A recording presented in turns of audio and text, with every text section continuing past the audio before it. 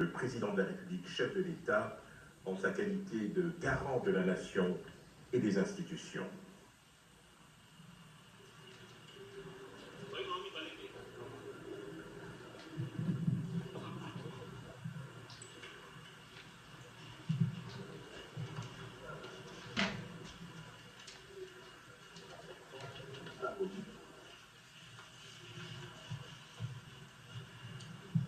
Honorable président du Sénat, honorable premier vice-président de l'Assemblée nationale, Madame la Première ministre, chef du gouvernement, Monsieur le Président du Conseil supérieur de la magistrature, distinguées Premières Dames, honorables députés et sénateurs, Mesdames et Messieurs les membres du gouvernement, Messieurs les présidents des institutions d'appui à la démocratie, Mesdames et Messieurs les membres du corps diplomatique et représentants des organisations internationales, distingués invités, Mesdames et Messieurs, mes très chers compatriotes, en ce 2 août 2025, jour hautement symbolique, nous nous rassemblons en ce lieu, désormais érigé en mémorial du Génocauste, pour arroser une sémence de conscience collective que notre peuple a fait germer il y a 2 ans. Nous sommes venus répondre à un triple appel. L'appel de la mémoire, l'appel de la dignité, l'appel de la justice. Par notre présence ici, nous commémorons le Génocauste, terme consacré par notre peuple souverain à travers ses représentants légitimes pour désigner l'extermination méthodique dont il a été et demeure encore victime au nom des logiques économiques cyniques et prédatrices.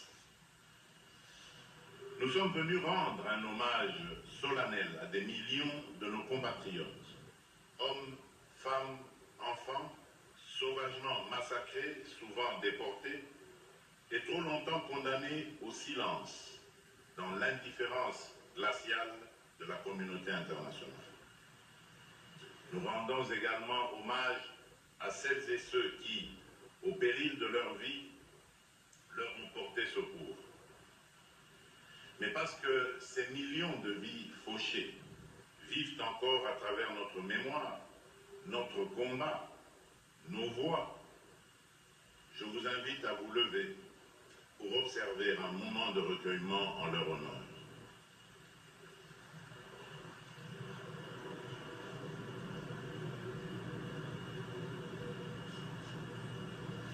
Je vous remercie.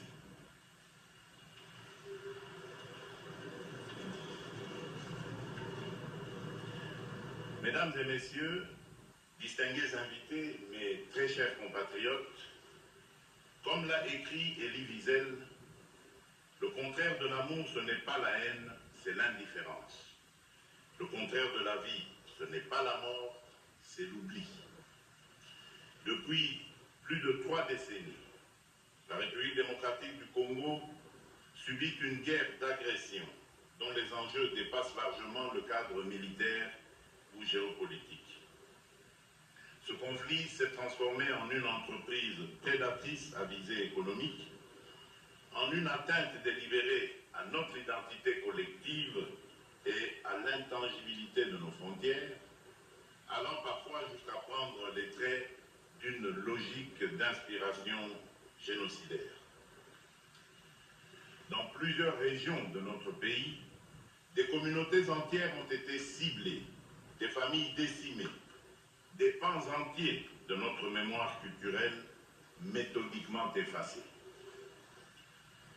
Ainsi, des noms naguère connus pour leur beauté ou leur histoire, Kasika, Makobola, Katogota, Kamituga, Mwenga, Kilungutoe, Kishiche, Mugunga, Bambo, Kazao, Bukombo, Nyundo, Yumbi et tant d'autres ne sont plus de simples repères géographiques. Ils sont devenus les stigmates d'un drame humain d'une ampleur telle qu'il interpelle la conscience universelle. Le silence que nous venons de garder résonne comme un cri, un appel à la justice. Il nous rappelle qu'au-delà de chaque chiffre, il y a une vie brisée, un rêve éteint, un nom effacé, une famille meurtrie, une destinée arrêtée. Et c'est à nous, héritiers de cette mémoire, qu'il revient de la préserver, de l'élever et d'en faire le socle d'une action lucide, responsable et irréversible. Les Nations Unies, à travers le rapport Mapping, tout comme les travaux rigoureux de nos propres experts, établissent un constat accablant. Des communautés entières ont été ciblées, parfois jusqu'à l'extermination, en raison de leur identité, de leur ancrage territorial ou de leur proximité supposée avec des ressources convoitées. Cette logique d'anéantissement se poursuit aujourd'hui, sous d'autres formes, mais avec la même brutalité, dans l'est de notre pays, où les forces rwandaises et leurs supplétifs du M23 AFC poursuivent leurs exactions au nord Kivu et au sud Kivu. Violences sexuelles systématiques, massacres de civils, enrôlement forcé d'enfants, destruction d'infrastructures, exécution ciblée des pillages organisés, tous les marqueurs d'un projet d'épuration sont réunis. Le massacre survenu il y a quelques jours, encore dans les environs de Djougou, en Ituri, en est une parfaite illustration. Selon les Nations Unies, plusieurs dizaines de paysans ont été froidement assassinés alors qu'ils cultivaient leurs champs. Ce drame, rapporté par les médias internationaux, vient cruellement nous rappeler que le Génocauste n'est pas qu'un épisode du passé. Il continue de se perpétuer dans le silence et l'indifférence. Il menace à chaque instant les efforts de paix que nous avons engagés avec détermination. Il met en péril l'élan historique impulsé par l'accord de Washington, conclu sous l'égide du président Donald Trump, pour mettre un terme à près de 3 décennies de violence à l'est de notre pays. Cette réalité impose à tous, ici comme ailleurs, un sursaut de conscience. À la veille de l'installation d'une commission d'enquête indépendante sur les massacres perpétrés dans cette région, je lance un appel solennel à la communauté internationale. Elle a le devoir moral et politique de soutenir cette démarche essentielle pour établir la vérité, rendre justice aux victimes et jeter les fondements d'une paix durable fondée sur la mémoire et la responsabilité partagée. Et si le monde hésite encore à reconnaître cette tragédie pour ce qu'elle est, un génocide rampant, nous n'attendrons pas que d'autres valident notre douleur. Nous en sommes les premiers témoins, nous en serons les premiers artisans de justice.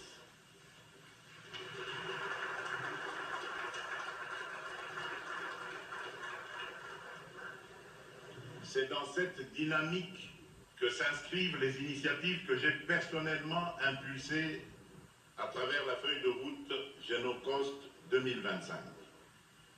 Celle-ci a servi de boussole stratégique aux travaux du comité de pilotage de la CIAVAR, dont les premiers jalons structurants sont désormais visibles et porteurs d'espérance. Le 29 mars dernier, j'ai présidé la table ronde nationale sur l'appropriation collective du Génocauste, suivi en juillet par le Forum national sur la mise en œuvre du droit à réparation. À cette occasion, a été lancé officiellement le programme pilote de réparation holistique conduit par le FONAREV dans les provinces du Congo central, du Kasaï et de l'Ituri. Ce programme bénéficie en priorité aux victimes identifiées sur base de décisions judiciaires avant une extension progressive à l'ensemble des bénéficiaires éligibles selon le modèle administratif congolais. Sous ma haute autorité, un colloque international s'est tenu du 29 au 31 juillet, réunissant experts congolais et internationaux autour de la reconnaissance des génocides perpétrés sur notre territoire. Ce moment scientifique a permis d'asseoir un consensus académique sur la qualification juridique des atrocités commises en République démocratique du Congo. Cependant, la mémoire et la justice ne relèvent pas du passé, elles orientent notre avenir. Résolu à faire triompher la vérité, j'ai engagé notre nation dans un plaidoyer de haut niveau pour la reconnaissance internationale du Génocide. Car il est temps de rompre le silence, de lever les tabous et d'affirmer avec gravité et clarté une vérité trop longtemps étouffée en démontrant juridiquement que plusieurs massacres perpétrés répondent aux critères définis par la Convention 1948 sur la prévention et la répression du crime de génocide. En tant que garant de la nation, j'assume pleinement cette responsabilité. Il ne s'agit ni de chercher un statut victimaire, ni de quémander une reconnaissance. Il s'agit de rétablir une vérité historique occultée et d'exiger justice au nom de notre dignité. Et je le dis avec force, quel que soit le temps que cela prendra, nous n'abandonnerons jamais ce combat.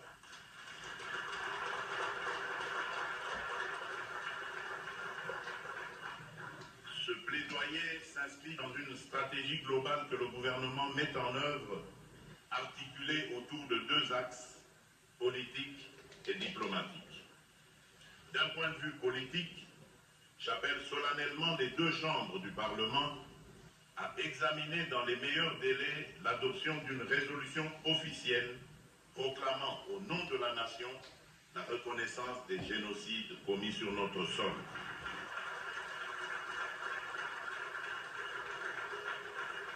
Ce ne serait pas qu'un symbole, mais un acte souverain de vérité et de mémoire. Sur le plan diplomatique, nous mènerons une campagne offensive et concertée auprès des États épris de justice, des institutions multilatérales et des forces vives de la société civile internationale. Cette mobilisation connaîtra une séquence structurante à l'automne 2025 avec une série d'événements parallèles en marge de la 60e session du Conseil des droits de l'homme à Genève et de la 80e session de l'Assemblée générale des Nations unies à New York. J'ai en outre instruit le gouvernement de mener un dialogue diplomatique ciblé avec les représentations étrangères accréditées à Kinshasa afin de les sensibiliser aux enjeux de ce combat et de faire d'elles des relais actifs de notre message auprès de leur capitale. Mesdames et messieurs, distingués invités, mes très chers compatriotes, le combat que nous menons est celui de la vérité, de la dignité et de l'espérance.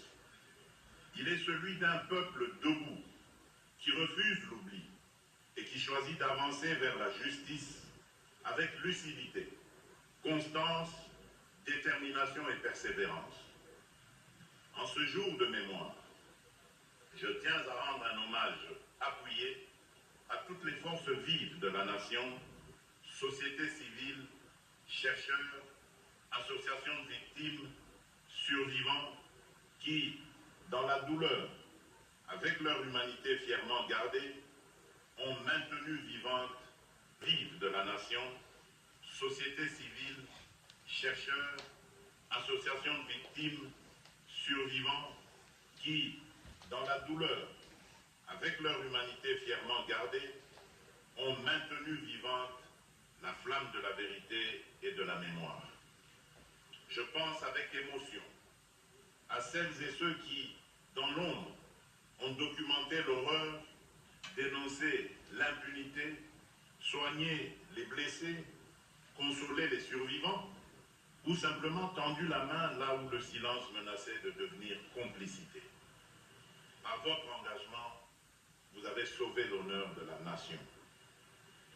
À nos victimes, à leurs familles, à nos survivants, à notre peuple meurtri, je dis ceci, la République ne vous oubliera jamais.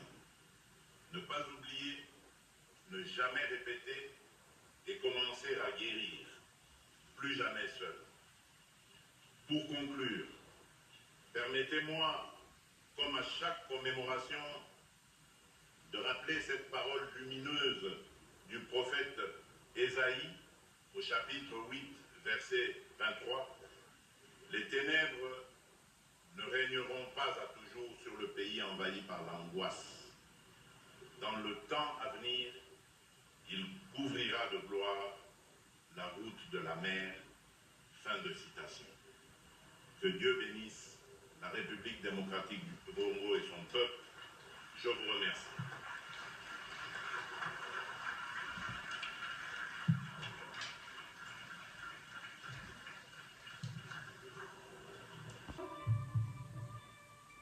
Maman dit que peut-être si nous crions fort, on nous entendra.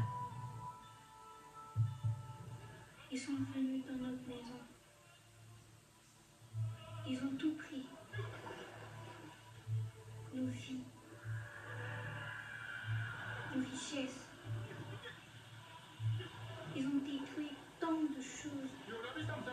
Mais combien faut-il encore pour que ça cesse? J'ai très mal.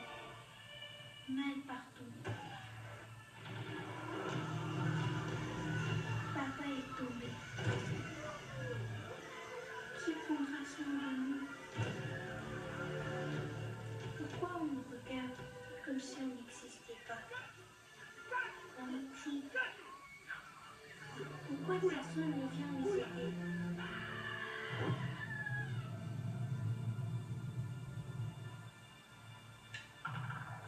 Moi, je voulais étudier. Soigner les gens.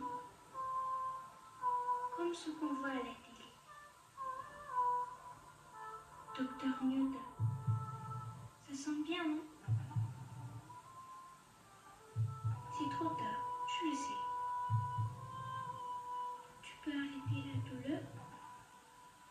Rien ne semble l'arrêter.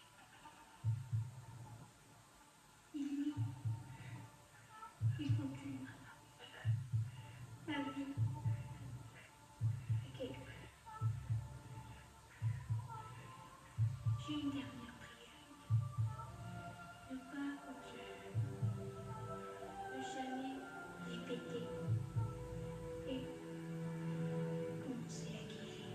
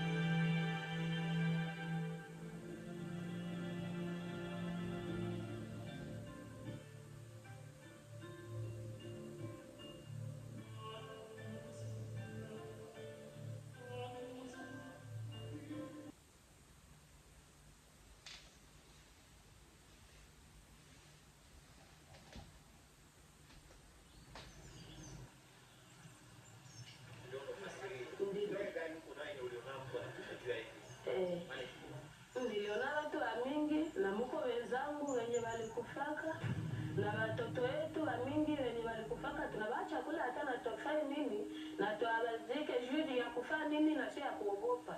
Tukisema hapa tukiwazika na sio watafaa nini watatuua. Wakificha mtoto wangu wa mume wao Mungu naenda wapi? Tumechoka sana. Ona tumeenda mbali na Mungu juu yenu. Les informations provenant de République démocratique du Congo. Ici, il y avait beaucoup de corps.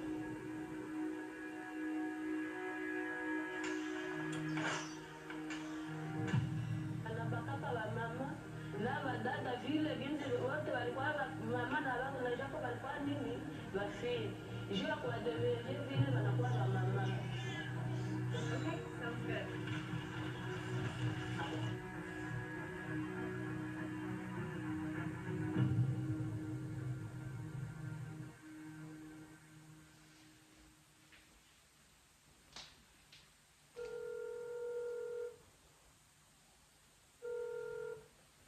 Allô? Laissez-moi vous raconter une histoire. Une histoire qu'on ne voit jamais à la télé. Une histoire qu'on a rangée dans un tiroir, mais qui continue de faire mal. Très mal. Et pourtant, cette histoire nous concerne tous. Toi, moi, l'humanité tout entière. Ça se passe au Congo. La République démocratique du Congo. Un nom long comme un roman pour un pays qui a trop souffert. Ce pays, c'est pas juste un point sur la carte de l'Afrique. C'est un vrai trésor. Des forêts à perte de vue, de l'or, du diamant, du cobalt, mais aussi des plaines vertes. Parce que ce que le monde appelle progrès, ici, on le paye avec le sang de ses enfants. Le monde, aujourd'hui, est fasciné par les nouvelles technologies, l'intelligence artificielle, les voitures électriques, les smartphones dernier cri. Mais pour que ton téléphone fonctionne, il lui faut une batterie. Au cœur de cette batterie, le cobalt. 70% du cobalt mondial vient d'ici, de cette terre.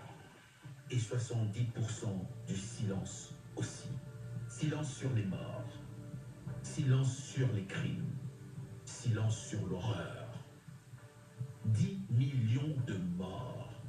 Pas des soldats, pas des rebelles, mais des femmes enceintes, des vieillards, des enfants brûlés, égorgés, violés, enterrés vivants, jetés dans les rivières. Et pendant ce temps-là, toi et moi, on scrolle sur nos écrans, mais derrière chaque clic, chaque selfie, se cache une goutte de sang.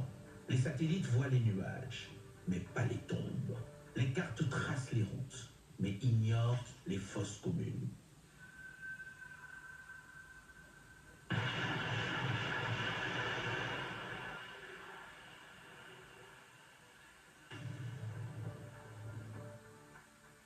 Chaque mètre carré porte un nom. Chaque colline, une fosse commune. Chaque ruine, une histoire, une famille, des rêves effacés. Mais malgré tout ça, la vie obstinément s'accroche. Les arbres dansent encore, le fleuve chante encore, les enfants continuent à rire. Et les fantômes, eux, attendent. Ils sont là. Ils veulent juste qu'on les écoute. On a voulu faire disparaître ce peuple, on a voulu effacer leur histoire. Mais ils sont encore là, debout, dignement. Ce qu'on va te montrer, c'est pas juste un film, c'est un cri qui n'a jamais été crié. Un devoir de mémoire, un appel à la vérité. Alors, regarde, écoute, retiens cette histoire. À ton tour, raconte-la. Parce que ceci n'est pas seulement leur histoire, c'est aussi la tienne. Surtout si tu as un téléphone dans la main. Malheureusement, une grande partie vient de la République démocratique du Congo, souvent par des voies illégales, souvent dans la souffrance et le sang. Alors, posons-nous la question, chaque fois que nous touchons nos écrans, quel est le véritable coût de cette connexion?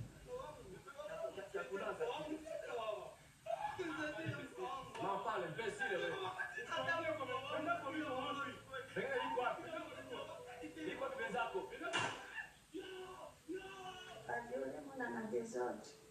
Kaka mopado oyo atamboli na mwana atamboli mpe na ngai. Kasi manao nakomi na se. La carte invisible. Kasika, Makobola, Mwenga, Kamituga, Mungunga, Tingi, Kalonge, Kayabayonga, Ruchuru, Nyabiondo, Chabunda. Derrière chaque nom, une scène de crime. Derrière chaque date, une absence de justice. Mais ces noms n'apparaissent pas dans un livre d'histoire. Ils vivent dans la mémoire de ceux qui ont survécu et dans le silence de ceux qui ne peuvent plus parler. Cette séquence est une carte invisible, une carte qu'on n'a jamais enseignée et qu'on ne peut plus ignorer.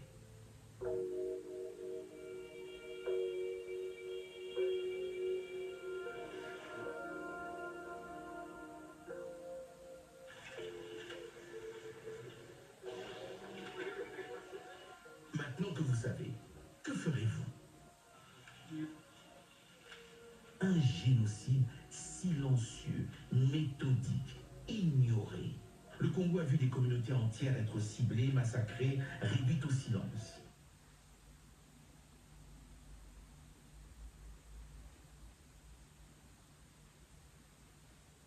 Plus de 10 millions de morts, 2 millions de femmes violées, des milliers d'enfants enrôlés ou exécutés, 200 fosses communes documentées. Ces crimes ne relèvent pas du chaos. Ils relèvent d'un système organisé avec des objectifs précis. Prendre le contrôle des territoires, éliminer les opposants et surtout exploiter les ressources. Les populations civiles n'ont jamais été des dommages collatéraux. Elles étaient la cible parce qu'elles vivaient sur des terres riches en or, en cobalt, en coltan, parce qu'elles refusaient de se soumettre. Les méthodes sont connues. Regroupement forcé, exécution à bout portant, viol de masse, enfouissement vivant, incendie, effacement des preuves. Et pendant ce temps, le monde s'équipe. Téléphone, voitures électriques, drones, ordinateurs, nourris par les minerais congolais. Le progrès d'un côté, mais la mort de l'autre. Il n'y a pas de paix sans justice, il n'y a pas de reconstruction sans reconnaissance. Ce film pose une exigence. Que les crimes commis au Congo soient reconnus comme crimes contre l'humanité, comme génocide, que les auteurs soient jugés, que les victimes soient entendues, que la mémoire soit transmise. À la diaspora congolaise, ce récit est votre héritage. Protégez-le, diffusez-le. Aux jeunes du monde entier, vous avez le pouvoir d'agir. Ne vous contentez pas de regarder. Faites entendre votre voix. Le Génocauste est une réalité. Et tant qu'il ne sera pas reconnu, il se répétera. La justice n'attend plus. Elle vous appelle.